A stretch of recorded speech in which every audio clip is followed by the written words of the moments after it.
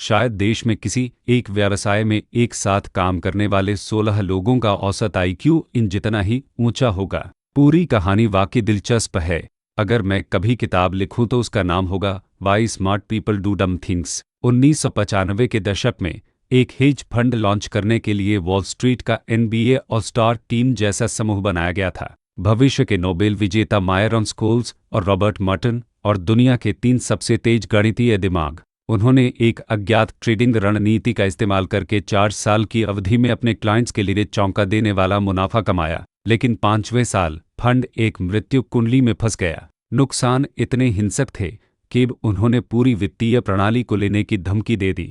अगर LTC game की विफलता ने बाजारों के जमने को ट्रिगर किया होता तो कई बाजार प्रतिभागियों को भारी नुकसान हो सकता था और संभावित रूप से हमारे सहित कई देशों की अर्थव्यवस्थाएं क्षतिग्रस्त हो सकती थीं। अध्याय 1। यह पागलपन भरा 5 साल का रोलर कोस्टर 1994 में शुरू हुआ। लॉन्ग टर्म कैपिटल मैनेजमेंट नाम का एक हेज फंड अपने क्लाइंट्स के लिए पैसे का व्यापार शुरू करता है। इनमें अमीर व्यक्ति, संस्थान और यहां तक कि विदेशी सरकारें भी शामिल हैं, और सामूहिक रूप से उन्होंने फर्म को $1 अरब से अधिक सौंप दिए। केवल फंड के अंदरूनी लोग ही उस पैसे को बढ़ाने के लिए इस्तेमाल की जाने वाली सटीक ट्रेडिंग विधियों को जानते हैं, लेकिन यह क्लाइंट्स के लिए मायने नहीं रखता था क्योंकि परिणाम खुद बोल रहे थे। सिर्फ उस साल मई में उन्होंने 7% का मुनाफा कमाया और साल के अंत तक फीस से पहले 28% का रिटर्न दिया। वैसे यह वह साल था जब शेयर बाजार व्यापक रूप से नीचे था। अगले साल बाजार 34% के फायदे के साथ वापस उछला, लेकिन लॉन्ग टर्म कैपिटल मैनेजमेंट के सामने उसकी कुछ नहीं चलती। उन्हें 59% का फायदा हुआ और अब उन्होंने शुरुआती पूंजी के $1.25 अरब को सिर्फ 2 साल में $3.6 अरब में बदल दिया था। तीसरा साल भी उतना ही प्रभावशाली 57% रिटर्न था, जिसके बाद 1997 में 25% रिटर्न रहा। अक्टूबर में हेज फंड के 2 पार्टनर रॉबर्ट मर्टन और मायरन स्कोल्स को वित्तीय बाजारों के सबसे महत्वपूर्ण फॉर्मूले में से एक विकसित करने के लिए आर्थिक विज्ञान का नोबेल पुरस्कार दिया गया। The Black Scholes model options या फ्यूचर्स कॉन्ट्रैक्ट जैसे डेरिवेटिव सिक्योरिटीज के मूल्य का निर्धारण करने का एक तरीका। अविश्वसनीय विडंबना यह है कि डेरिवेटिव की कीमतों का गलत अनुप्रयोग ही था जिसने 1997 को फंड के लिए आखिरी लाभदायक वर्ष बना दिया। 6 महीने के भीतर लॉन्ग टर्म कैपिटल मैनेजमेंट ढह गया। मई में 6.7% की गिरावट, जून में 10%, और यह बस बद से बदतर होता गया। सिर्फ 21 अगस्त को उन्होंने $50 करोड़ गंवा दिए और उस महीने के अंत तक उन्होंने क्लाइंट्स के लिए मैनेज किए जा रहे $5 अरब में से लगभग सभी को आग के हवाले कर दिया था। न्यूयॉर्क फेड के अध्यक्ष को स्थिति से अवगत कराने की जरूरत है, और पर्दे के पीछे जो कुछ वह देखते हैं वह भयानक है। क्लाइंट्स के बचे हुए $2.3 अरब का लेवरेज 55 से 1 के अनुपात में था। हेज फंड $100 अरब से अधिक के कर्ज पर डिफॉल्ट करने वाला था। वह पैसा जो 50 से अधिक वित्तीय संस्थानों को उधार दिया गया था, और कुछ ढीले ढाले लोन टर्म्स के साथ जो उन्होंने कभी देखे थे। यह कोई अलग थलग पतन नहीं होने वाला था। इससे पूरी वॉल स्ट्रीट में डिफॉल्ट और नुकसान की डोमिनो प्रभाव पैदा होने की संभावना थी। यह शायद सबसे पागल कहानी है जो मेरे सामने आई है, और मैं आपको इस हेज फंड के आंतरिक कामकाज दिखाने जा रहा हूं, उनकी इस्तेमाल की गई विशिष्ट ट्रेडिंग रणनीतियों से लेकर उनकी भयावह गलतियों तक और वॉल स्ट्रीट की लापरवाही तक जिसने लॉन्ग टर्म कैपिटल मैनेजमेंट की आग में घी डाला। इस कहानी की कई चौंकाने वाली जानकारियां रॉजर लोएनस्टीन की किताब व्हेन जीनियस फेल्ड से आती हैं, तो उन्हें और उनकी अविश्वसनीय पत्रकारिता को सारा श्रेय। अध्याय 2।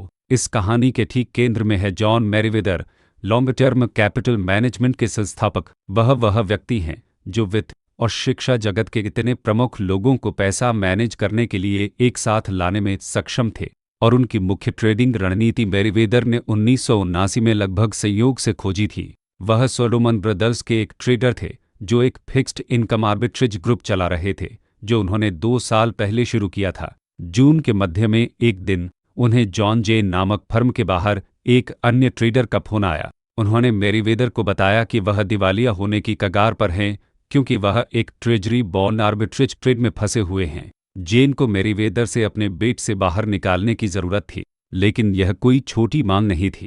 इसका मतलब होगा सोलोमन ब्रदर्स के अधिकारियों को एक ही ट्रेड के लिए करोड़ों डॉलर आवंटित करने के लिए राजी करना, जो फर्म की $200 मिलियन की पूंजी का एक बड़ा प्रतिशत था। मैरीवेदर ने अपने बॉस को ट्रेड समझाया। इसमें यूएस ट्रेजरी बिल खरीदना और साथ ही ट्रेजरी बिल के फ्यूचर्स कॉन्ट्रैक्ट को शॉर्ट सेल करना शामिल था। मुनाफे का मौका फ्यूचर्स और वास्तविक बॉन्ड के बीच कीमत का छोटा सा अंतर था। प्रभावी रूप से अगर दोनों कीमतें एक साथ आती तो ट्रेड पैसा कमाता, इसलिए इसे कन्वर्जेंस आर्बिट्रेज कहा जाता है।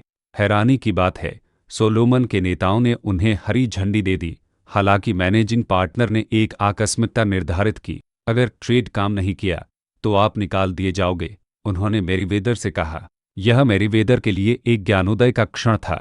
वह कन्वर्जेंस आर्बिट्रेज रणनीति उनके अपने hedge fund long term capital management की ठीक ब्लूप्रिंट बन जाएगी। और सौभाग्य से ट्रेड काम कर गया, इसलिए उन्हें नौकरी से नहीं निकाला गया, या अधिक सटीक रूप से उस साल उन्हें निकाला नहीं गया। असल में उन्हें 1991 में निकाला गया था। सोलोमन के एक अन्य ट्रेडर पॉल मोसर ने मैरीवेदर को कबूल किया कि उन्होंने नकली बिड जमा करके एक यूएस ट्रेजरी नीलामी को अवैध रूप से रेक किया था।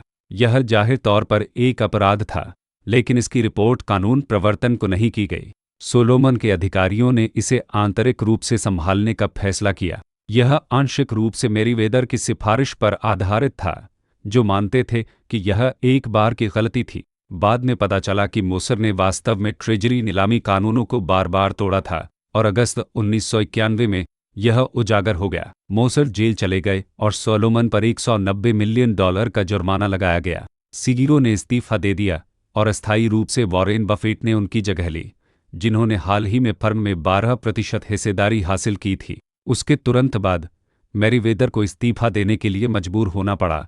यह फैसला सोलोमन के ट्रेडर्स के बीच बफेट के प्रति आक्रोश पैदा करने वाला साबित हुआ। हालांकि जहां तक लॉन्ग टर्म कैपिटल की इस कहानी का संबंध है, वॉरेन का अंत में आखिरी हंसी रहने वाली थी।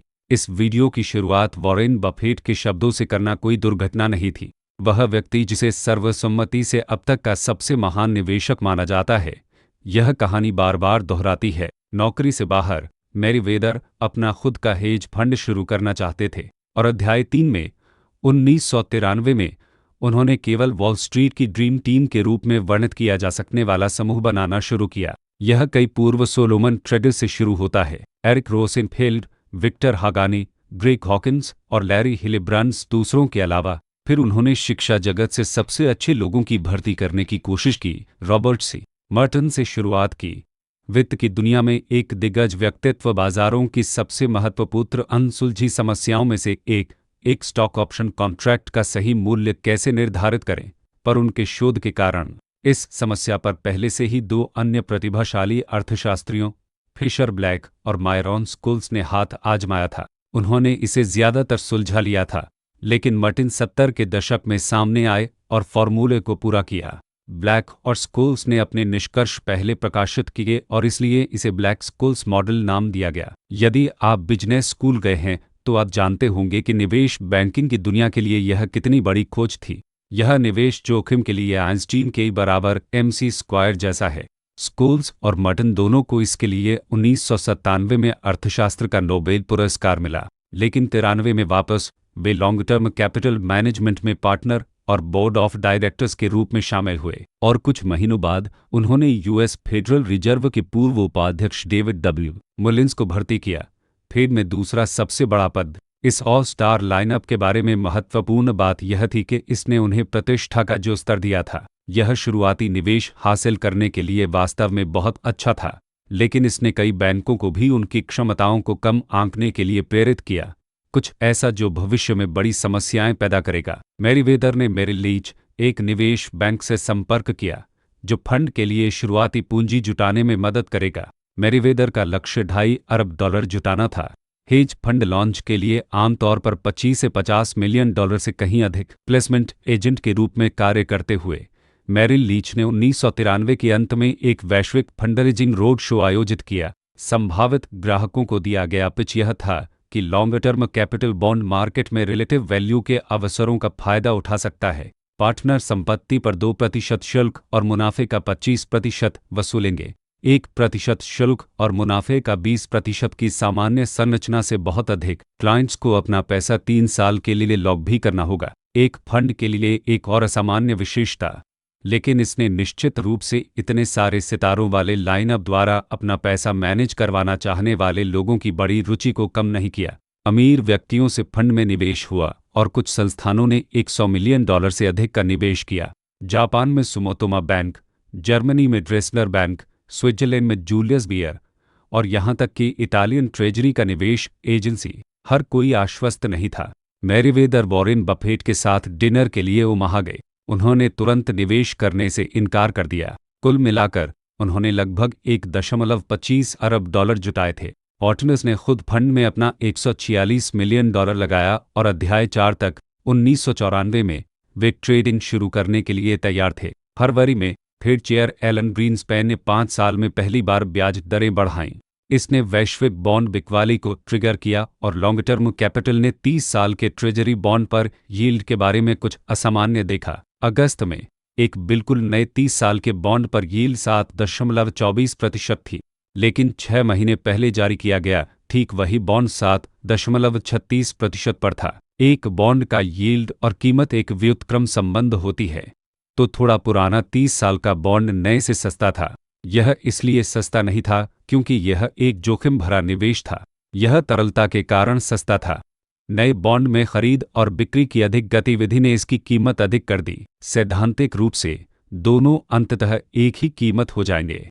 लॉन्ग टर्म कैपिटल ट्रेड के दोनों पक्ष लेकर कीमतों के एक साथ आने से मुनाफा कमाने में सक्षम था। वे अपनी इक्विटी क्लाइंट्स के पैसे में से $1 अरब लेते हैं और वे पुराने सस्ते 30 साल के बॉन्ड खरीदते हैं। फिर वे सोलोमन ब्रदर्स जैसे निवेश बैंक की ओर रुख करते हैं और कहते हैं, अरे मैं नए 30 साल के बॉन्ड के $1 अरब उधार लेना चाहता हूं। लॉन्ग टर्म कैपिटल तुरंत बॉन्ड बेच देता है और बिक्री से प्राप्त नकदी उधार लिए गए बॉन्ड के खिलाफ जमानत के रूप में पोस्ट की जाती है। इसे रिवर्स रिपोसेशन या रिपो एग्रीमेंट कहा जाता है। मान लीजिए कि कीमतों के एक साथ आने में 1 साल लगता है। उस समय लॉन्ग टर्म कैपिटल पुराना बॉन्ड बेचता है, वे नया बॉन्ड खरीदते हैं और सोलोमन को वापस कर देते हैं, और उन्होंने 0.12% यील्ड परिवर्तन पर जो मुनाफा कमाया वह लगभग 1.2% है। अगर बहुत कम रिटर्न के लिए यह सारा काम बहुत ज़्यादा लगता है तो हाँ, यह है जिसके कारण लॉन्ग टर्म कैपिटल ने चीज़ें थोड़ा अलग तरीके से की। बॉन्ड खरीदने के लिए अपनी $1 अरब की इक्विटी का इस्तेमाल करने के बजाय उन्होंने इसे एक मनी मार्केट अकाउंट में रखा जो 5.5% कमाता है। वे अभी भी सोलोमन के साथ रिवर्स रिपो एग्रीमेंट करते हैं, लेकिन इस बार $25 अरब के बॉन्ड के लिए, और दूसरी ओर वे जेपी मॉर्गन की ओर रुख करते हैं। वे $25 अरब उधार लेते हैं, पुराना 30 साल का बॉन्ड खरीदते हैं और बॉन्ड को जमानत के रूप में पोस्ट करते हैं। यह एक रिपो एग्रीमेंट है, सचमुच उस ट्रेड का विपरीत पक्ष जो उन्होंने सोलोमन के साथ किया था। अब फंड का लेवरेज 25 से 1 है, इसलिए जब बॉन्ड यील्ड एक साथ आते हैं और वे रिपो एग्रीमेंट खोलते हैं तो 1.2% कमाने के बजाय वे 30% कमाते हैं और उन्होंने ट्रेड में अपनी कोई पूंजी नहीं लगाई। यह एक मनी मार्केट अकाउंट में बैठा रहा और 1 और 5.5% कमाया। कुल रिटर्न 35.5%, लेकिन लेवरेज दोनों तरह से काम करता है। अगर उनके बेट्स के बीच यील्ड का अंतर बढ़ गया तो नुकसान बहुत बड़ा होगा। इसलिए यह महत्वपूर्ण था कि मैरीवेदर और लॉन्ग टर्म कैपिटल की टीम अपने ट्रेडों के जोखिमों की सटीक गणना कर सके। यह मर्टन और स्कोल्स की भूमिका थी। 1995 की शुरुआत में उन्होंने क्लाइंट्स को विभिन्न नुकसान के परिदृश्यों की संभावना की स्पष्ट गणनाओं के साथ एक पत्र लिखा। उन्होंने दावा किया कि किसी भी वर्ष में अपने पैसे का 10% खोने की लगभग 10% संभावना है और 20% से अधिक खोने की लगभग 2% संभावना है। दूसरे शब्दों में, उन्होंने सोचा कि बड़े नुकसान के लिए 50 साल में एक बार का बाजार घटना चाहिए। उस साल लॉन्ग टर्म कैपिटल अपने कन्वर्जेंस ट्रेड जारी रखा।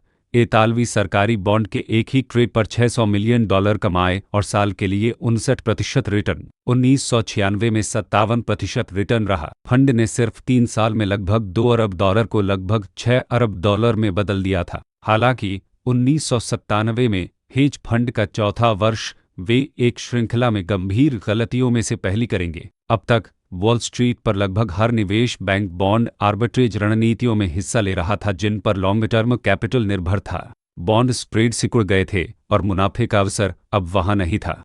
इसलिए विक्टर हागानी की सलाह पर फंड ने शेयर बाजार की ओर रुख किया। हागानी का मानना था कि शेयरों के जोड़े के साथ भी उसी प्रकार का कन्वर्जेंस ट्रेड किया जा सकता है। उदाहरण के लिए, वोक्सवैगन के दो अलग अलग प्रकार के शेयर थे, एक साधारण शेयर और एक प्रेफरेंस शेयर जो बेहतर वोटिंग अधिकारों के साथ आता था। वोटिंग शेयरों की कीमत साधारण शेयरों से 40% अधिक थी, तो अगर वह अंतर छोटा हो जाता है तो मुनाफा कमाने के लिए एक ट्रेड सेट किया जा सकता है। यह बॉन्ड मार्केट में फंड जो कर रहा था उससे एक महत्वपूर्ण विचलन था। ठीक उसी 30 साल के बॉन्ड के विभिन्न मुद्दों की सैद्धांतिक रूप से एक ही कीमत होनी चाहिए, लेकिन वोक्सवैगन स्टॉक के मामले में वोटिंग शेयर साधारण से वैध रूप से अधिक मूल्य के हैं, इसलिए कीमत में अंतर होना चाहिए, और स्थिति को और खराब करने के लिए वह अंतर विशुद्ध रूप से व्यक्तिपरक है। कोई फॉर्मूला नहीं है जो आपको बताए कि एक वोट डॉलर में कितना मूल्य का है। हागानी प्रभावी रूप से तर्क दे रहे थे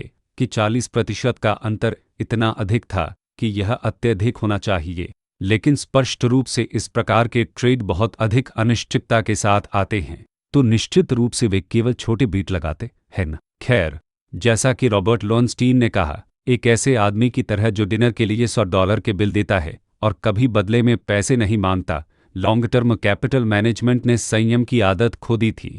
हंड ने इम्पेयर्ड शेयर ट्रेड में से लगभग 15 किए और उनमें से कुछ बेतहाशा बड़े बेट थे। एक बेट रॉयल डच पेट्रोलियम और इंग्लैंड के शेयर ट्रांसपोर्टेशन के शेयर मूल्यों के एक साथ आने पर था। ट्रेड चौंका देने वाला $2.3 अरब का था। 30 साल के बॉन्ड बेट की तरह ही उन्होंने लिवरेज का इस्तेमाल किया, लेकिन फेडरल रिजर्व वास्तव में उस राशि को सीमित करता है जो एक हेज फंड स्टॉक के खिलाफ उधार ले सकता है। इसलिए शेल में वास्तव में शेयर खरीदने के बजाय वे मेरिल लीच जैसे निवेश बैंक के पास जाते।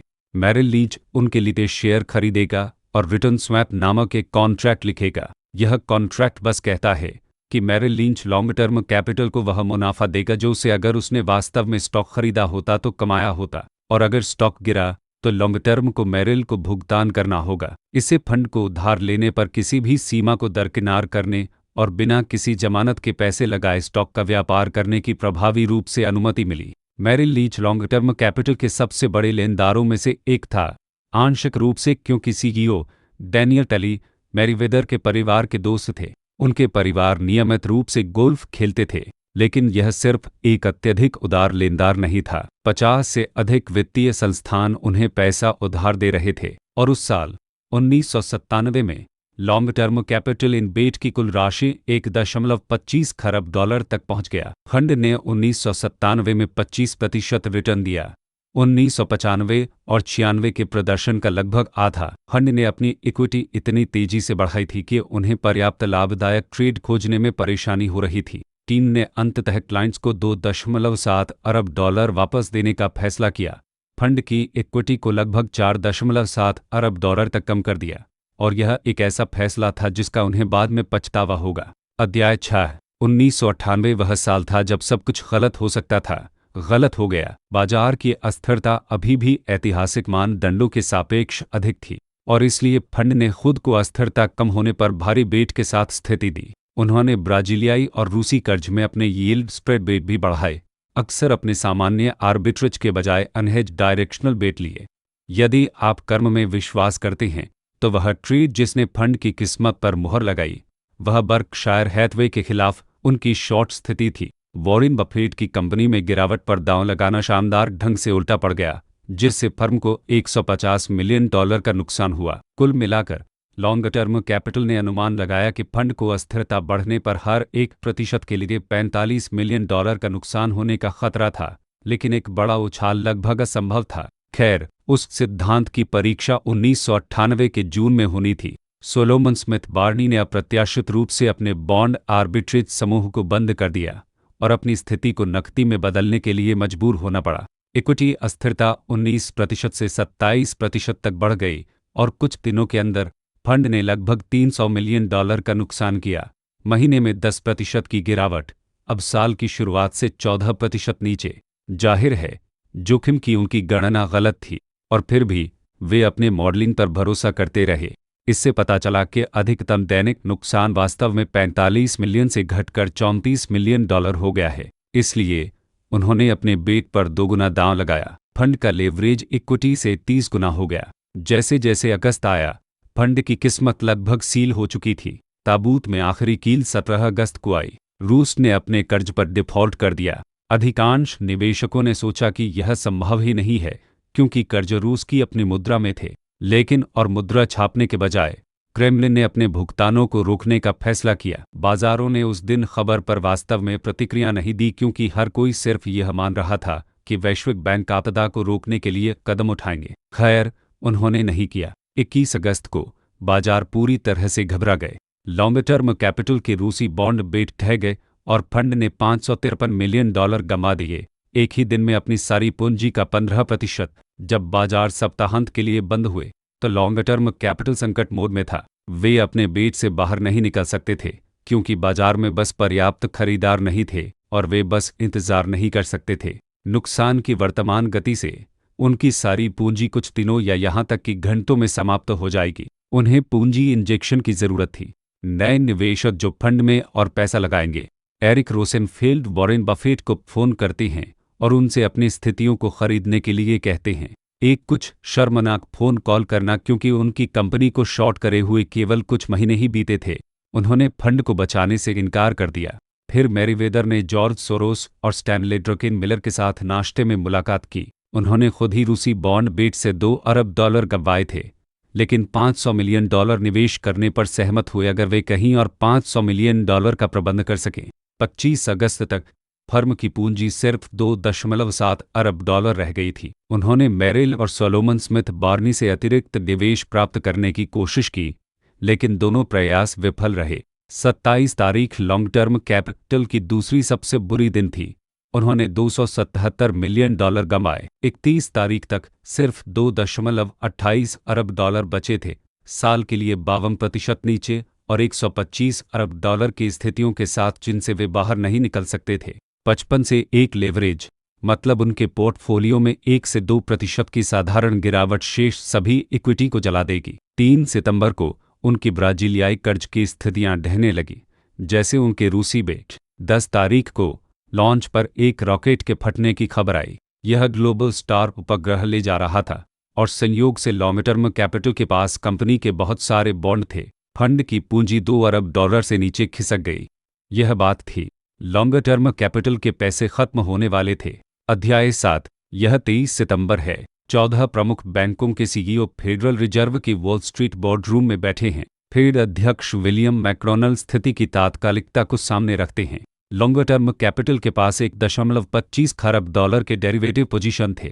उस कमरे में हर एक बैंक का अरबों डॉलर बकाया था, और जब लॉन्ग टर्म कैपिटल ढह जाएगा तो प्रत्येक बैंक को बड़ी मात्रा में स्टॉक और बॉन्ड बेचने के लिए मजबूर होना पड़ेगा। एक फायर सेल जो संभवतः एक चेन रिएक्शन का कारण बनेगा और पूरे शेयर बाजार को ढहा देगा। मैकडोनल्ड 14 बैंकों से एक साथ आने और लॉन्ग टर्म कैपिटल में $4 अरब डालने और सिस्टम को पूर्ण वित्तीय संकट से बचाने का आग्रह करते हैं।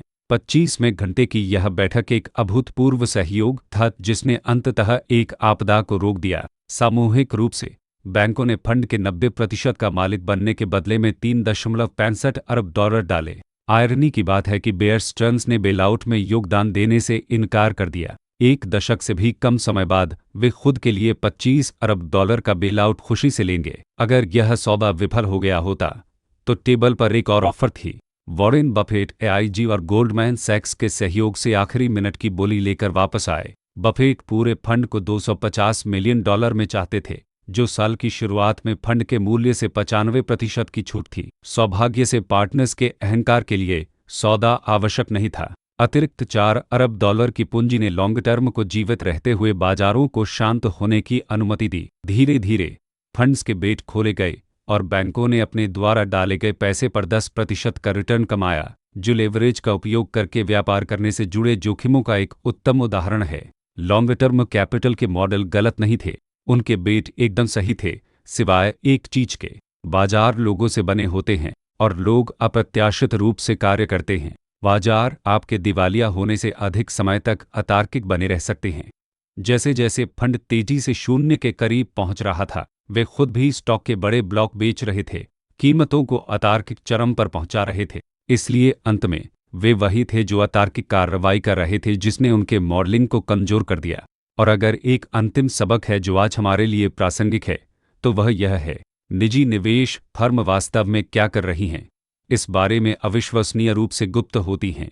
यह अक्सर तब तक अदृश्य रहता है जब तक कि बहुत देर न हो जाए। इस सब का सबसे असामान्य हिस्सा यह है कि लॉन्ग टर्म कैपिटल के संस्थापक ने वास्तव में इसके विस्फोट से पहले फेड को बुलाया था, हार की एक स्वीकारोक्ति जिसने संभवतः अमेरिका को मंदी से बचा लिया। पार्टनर्स ने फंड में अपना सारा पैसा खो दिया, लेकिन हैरानी की बात यह है कि उनके अधिकांश ग्राहक वास्तव में ठीक निकले। 100 अमीर निवेशकों में से केवल 12 ने पैसा खोया और सिर्फ 6 ने $2 मिलियन से अधिक खोया। फंड ने अपने शुरुआती वर्षों में इतना असाधारण प्रदर्शन किया था कि आंतरिक दर वापसी 19% थी, यहां तक कि उस आखिरी साल में फंड का 90% से अधिक नष्ट हो जाने के बाद भी। प्लीज़ लाइक, सब्सक्राइब, शेयर करें और एक कमेंट छोड़ें। अगर आपको वीडियो पसंद आए तो यहाँ दिए गए किसी भी QR कोड से मुझे एक कॉफ़ी खरीदने पर विचार करें।